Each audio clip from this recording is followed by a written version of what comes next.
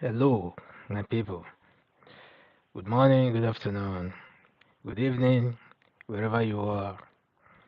I wish you have a very good day, and I hope that this message is meeting you at the right time, so that you learn one or two things from all this stuff.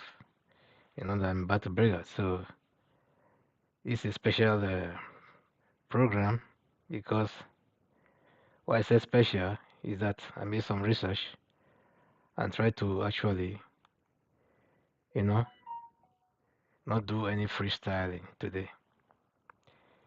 Because most of the time I come in here on live, unprepared, then I just say things from the heart, the way I think it should be said. But sometimes I think we also have to, you know, put things right, and jot things the way they're supposed to be, and so that the audience as well will be expanding, just like I just did, expanded this screen, you know, and, uh, and everyone will be, you know, see everyone will be accommodated in this whole thing that is going on. So I would like to talk on the matters that really affects our people back home, whether in Africa in general or in some countries in particular, like Nigeria, even Togo, Ghana, Benin Republic, Mali, Niger, Senegal, Guinea, Guinea-Bissau, Conakry, Sierra Leone, Liberia, etc., and many others, even Somalia, Ethiopia, Kenya, Tanzania, and many others that I might not remember. Okay, let's include South Africa, Zimbabwe, Zambia, Namibia, Botswana, Mozambique, very very important also. So you can just say generally all of Africa. You know, there are so many strifes going on all over the places, but the issue that brought this thing to mind is the issue that just happened in Nigeria. We can never have enough of this, you know, trying to digest everything that just took place because you did not see a lot of blood flowing all over the place or rivers of blood flowing with dead bodies like they did in Rwanda and Burundi. It does not mean that things did not go down. Although nobody's talking about most of these things, it just wave it with a with the wave of the hand, like nothing really happened. Maybe simply because they don't want to generate bad blood. But who feels it knows it. So those people who lost their loved ones, they still lost them. They've not recovered I mean, them alive or whatever ways and manners that you would like to put it. So but what is painful here is that these countries look up to Nigeria that I just mentioned. Most of these African countries look up to Nigeria. So that's the most painful part. So while looking up to Nigeria, I've seen things like this happen. So what was Nigeria trying to tell the rest of the world? So that is my issue. That is the take on this very part. that most of these countries, while countries are talking about African unity, you know, and seeing Africa coming together to form a very strong union, so that when we speak, in the Committee of Nations, then nobody will have an avenue to come in between our countries to sabotage what we all stood for. If we take a common stand on issues, the whole world will bow. That is how it should be. We should have learned by now from the past, from our past histories, that the more we keep dividing ourselves, the more we keep fighting ourselves, the more we benefit our enemies. We have a common enemies. Even if you don't want it to see like that, at this time around, they are still nursing your wounds just to make you feel a little better. They are still looking for an avenue to degrade you the more. So that's the way it is. Because after the independence that has been given to most African countries, rather what we now see another internal colonialism.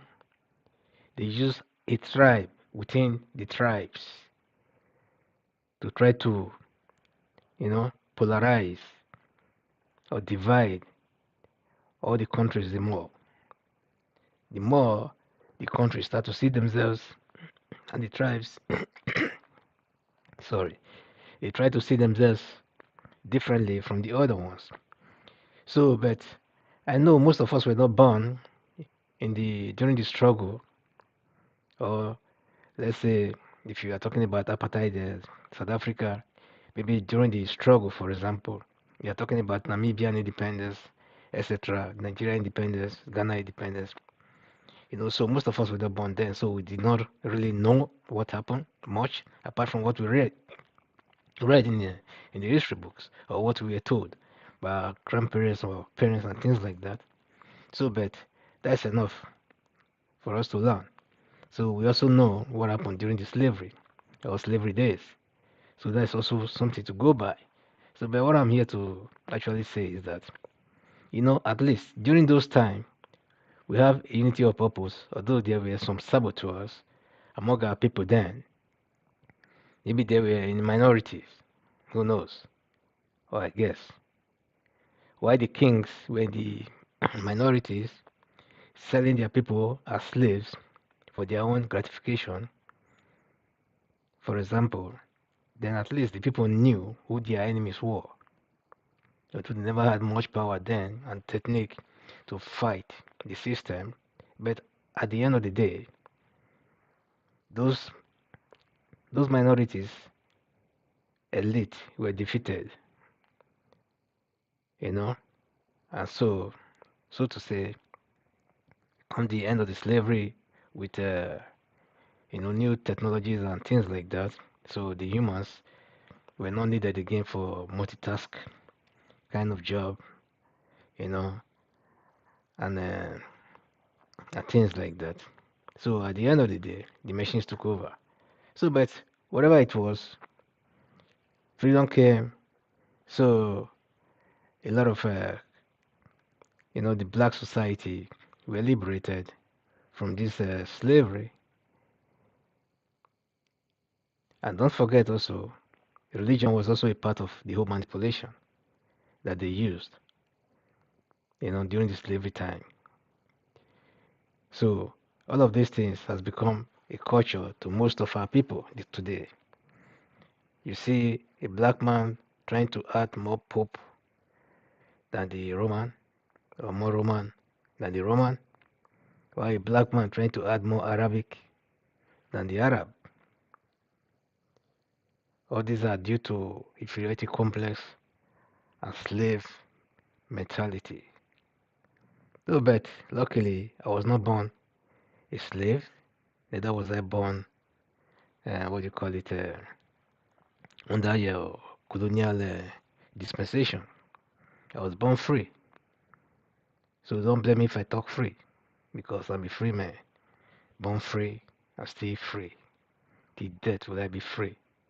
So God gave me that, and I'm happy for that. So, and I guess most of you are, or all are. So please act it, act like one. So what I'm here to say, I'm talking to the African society themselves,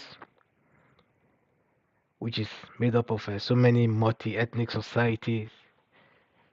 So here we are going to talk about what define a multi-ethnic society like that in Africa or in Nigeria and Ghana or like most of the countries that I just spoke about.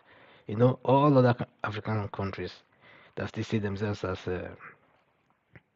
not being one. So, but my point is, will Nigeria ever get itself out of this mess? Because with every election, Nigeria has shown, or the system in Nigeria has shown, that Nigeria can never be one. So let's not start deceiving ourselves about this whole thing. So if the way it applies to Nigeria, if that's the way it applies to other countries in Africa, I think if we cannot be as one country and have peace and have one purpose, one focus, then why don't we just split it up and let every section of the country, you know, come up with what they think will be good for them. Maybe in the future we all come together again and form an African Union. Because I'm scared that the way things are right now, if Africa should even form that one entity to become a union the way it should be, like other countries are forming in Europe, because even Europe are multicultural and multi-ethnic as well, but they've been able to put some certain things apart. Why? It's because of the system of government, actually. Not because they don't have strife among themselves. Because in Netherlands, for example, I don't think the man up north in Friesland will want his task to be taken from Friesland to come to south of the Netherlands to develop the south of Netherlands, while the northern part of Netherlands will be lacking in that same area that the south is lacking from. It's not possible. Neither will it be possible in Germany for tasks to be taken from up north then to develop the south, while the south is lacking in the same vein, or vice versa. So, with tasks be ever taken from the southern part of Germany, like Munchen, then to take it up north to Berlin, to, I mean, up north to Hamburg, Hanover, and the rest, to go and develop that part of the country when the other southern part of the country is lacking. You think that is possible? It's not possible. So, it's a very simple arrangement. You tax your own people, you use the money to develop your own society, your own area. It's as simple as that. But in Nigeria, the case is what do you call it? In reverse, reverse. You know, it's upside down. So in Nigeria, you collect money from the south, then you take it to the north to develop the north, and you take money from the north, and the money stays in the north.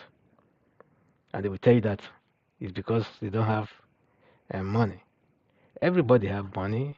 Everybody can tax their own people. It all depends on your productivities, achievements and things like that. So you cannot say that because in the north they say in Nigeria that they not have a larger population of idolent and unproductivity or what? Because in Nigeria, when you talk about population, it's only when it comes to election that they remember that they have larger population. They've forgotten that population is supposed to mean high productivity. So in this case, if they have to have high productivity, like in agriculture and what have you, then they also have to tax those produce, and make some money from there, to develop their own area. So, but no, ever since the development of or the discovery of petroleum resources in Nigeria, all of a sudden, the whole north has gone to sleep. It's only when it occurs to them that when a electionary year comes up, that's when they remember that they have a larger population and they start to import people from Niger, from Chad, and all kinds of with different people and things like that, evil criminals, to come in there to help them to boost their population to vote. That's why some people even say even the cows do vote in the north. You see children of 2 years, 3 years old voting in the north. So how can the north, that is partially desert, be more populated than the south, that is agrarian, savanna, rainforest, you know, and green area? It's not possible. So they know that. But what I'm saying is that they've used this thing over and over again, to make themselves even more lazy because they now rely on the oil or the petroleum produce that is coming from the south to develop their place. So, or to lean upon, because they are not actually developing. Over the years, they never develop. With a drop of the money, the kind of money that is going to the north, if that drop of money go to the south, with the kind of leadership you have in the north and the kind of leadership you have in the south, definitely the south will be much much more developed. So but this is not about the north and south. This is about saying facts. And now they have turned this whole thing now to ethnic strife, between we and them and we. Because in the last election, like you see, for the first time, the Southwest has been dragged into this kind of multi ethnic strife. I know that in the Southwest, there's been a history of, you know, political warfare in the past, but it has never been like this, that the South will now be turned against another part of the South. Because what the effect will be later, you know, what, the repercussion of whatever thing that took place now will be, in the future, we can never tell. But don't wish anything away because a lot of people are seeing things now, are now seeing things differently from what it was. So, Beth, let's talk about a definition of what a multi-society or ethnic society, should be. A multi-ethnic society can be defined, like as a society that is made up of individuals from different ethnic or cultural backgrounds with a variety of beliefs, traditions, and practices. In such a society, people of different ethnicities live together, interact, and participate in a range of social, economic, and political activities. A multi ethnic society should ideally be defined by diversity, inclusivity, mutual respect, and acceptance of different cultural perspectives.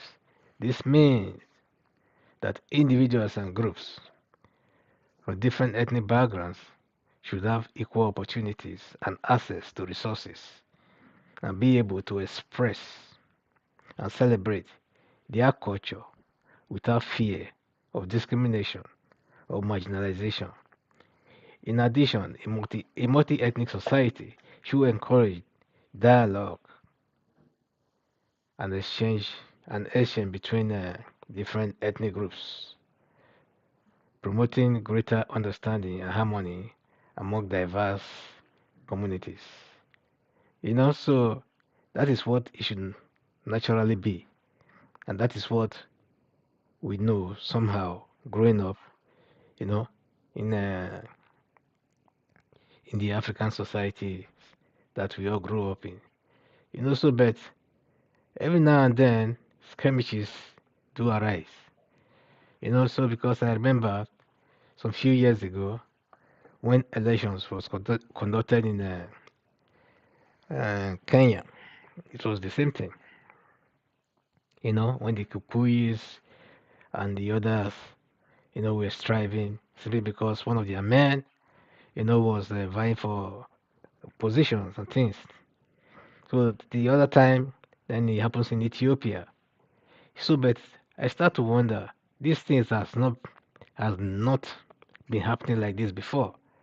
So, should we not think now or to sit back and have a rethink to see that there's something going on, whether underneath or on the ground or whatever, that is bringing this discomfort? It's either it has to do with the way our resources are being mismanaged, or it has to do with our own psyche of self, what do you call it, gratifications and things like that, or with the kind of politics we play by trying to divide our own people in order to subject others, as slaves.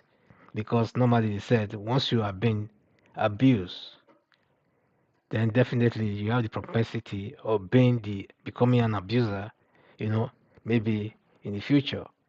So is it because most of our leaders has been abused in some positions, under the colonial setup, that they now become the abusers, or they are now trying to make themselves another slave masters of sorts? Because during the slavery days, I would say maybe the majority were against it. So then it was easier to plan together to fight the system. The same thing happened or applies during the colonial, you know, the pre-colonial days.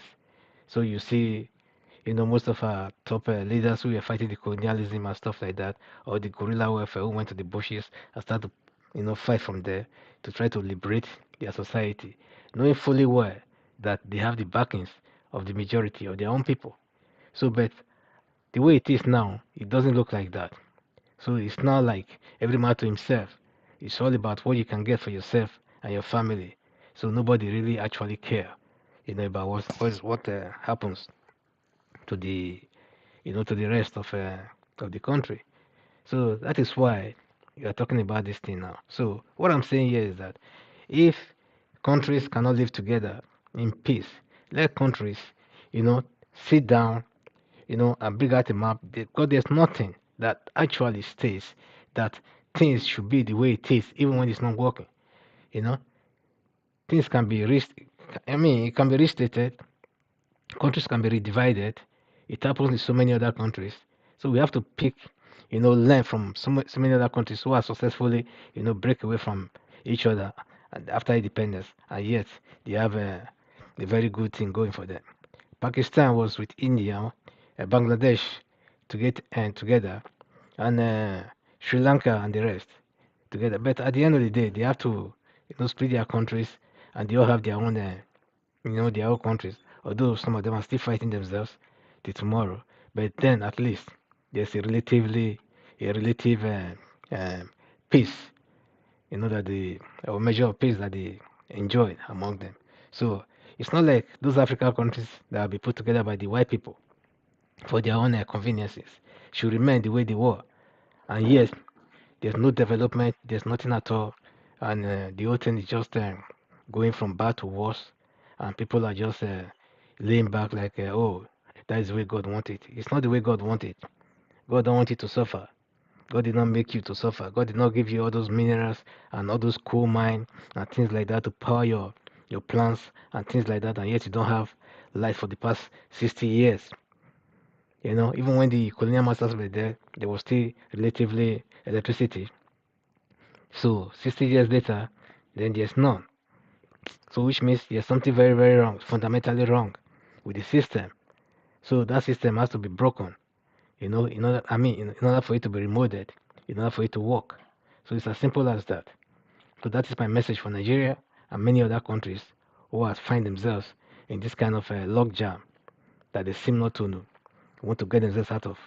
So if peace if war cannot bring peace, then I think peace have to bring peace or have to breed peace. So it's as simple as that. So Nigeria has fought a civil war before. So and up to now, they said, okay, no victor, no vanquish. That was just a mere lip service and what have you. Because the way it seems now, it's like there is victor and there is vanquish. So if that's not the case, then give power back to the people the way it should be, or the people will take it by force. It's as simple as that. The people will surely take it by force. So, because what happened in the last election shows that the youth are disgruntled and the youth are angry. They are furious about the situation of things. And if you allow their vote to count, nobody will be talking right now. Everybody will be rejoicing. So it doesn't matter whether it goes to to left or it goes to right. So what matters is that everything was done squarely, transparently, and squarely. Then everyone will just go back in at the group for another, years to come. So, and it also happened in the center, apart from the presidential election, it also happened in the governorship election. At the time, it started to franchise a certain people within the society. It shows something fundamentally, something fundamentally wrong. It's actually really wrong, with the system you know. So to elaborate more on that, he said, sure, I did be happy to elaborate, so he said further on, you know, a multi ethnic society is what it is. A multi ethnic society is one that's characterized by a high degree of cultural, linguistic, and ethnic diversity. Such a society is made up of people from different ethnic backgrounds who have been who have different customs, traditions, you know, religion, and ways of life. You understand? So, a multi-ethnic society, like encompasses all of this. You know. So another various settings such as school places, public spaces, and they're expected to coexist peacefully and harmoniously. So, if at the end of the day you know that your country or a country like Nigeria is supposed to be a multi-ethnic society, and you are trying to take away some rights from a certain section of these societal groups that form this multi-ethnic society.